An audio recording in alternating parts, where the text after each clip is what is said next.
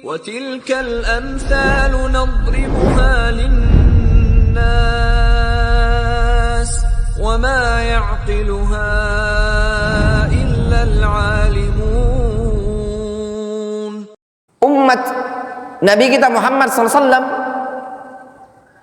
ada 3. Ini faedah kami dapatkan dari Syekhuna Abul Abbas Yasin Al-Adani rahimahullah ta'ala. Syekhuna Yasin Al-Adani rahimahullah ta'ala menyebutkan umat Nabi SAW ada 3. Itu disampaikan oleh beliau singkat ana di daras pelajaran Syarah Usul Sunnah atau Syarah Sunnah Al-Barbahari, ana agak lupa. Beliau menyebutkan umat Nabi SAW itu ada 3. Yang pertama ummatud dakwah. Ummatud dakwah. Umat dakwah. Orang-orang yang menerima atau berhak untuk didakwai, yang layak mendapatkan dakwah. Siapa itu? Seluruh umat manusia yang berada pada masa setelah diutusnya Nabi kita Muhammad SAW.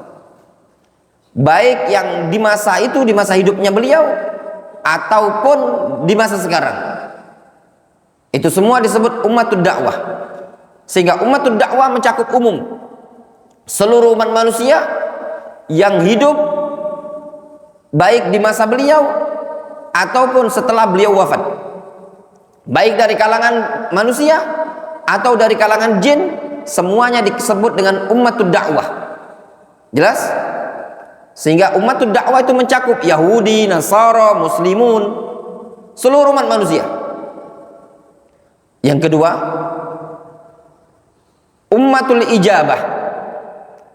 Umat yang menjawab, menyambut dakwanya Nabi kita Muhammad SAW.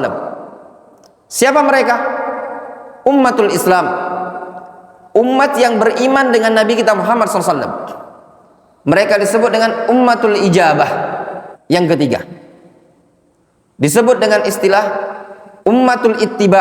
Apa makna ummatul ittiba? Umat yang mengikuti Nabi kita Muhammad SAW. Siapa itu? Mereka jumlahnya lebih sedikit. Hum ahlus sunnati wal jamaah, at-ta'ifah al-mansurah, al-firqatun najiyah, as-salafiyun. Sehingga yang paling besar adalah ummatud dakwah. Kemudian mengecil lagi ummatul ijabah. Kaum muslimun secara umum disebut apa? Ummatul ijabah. Sedangkan orang-orang yang berpegang teguh dengan sunnah Nabi SAW dikenal dengan istilah ummatul ittiba'.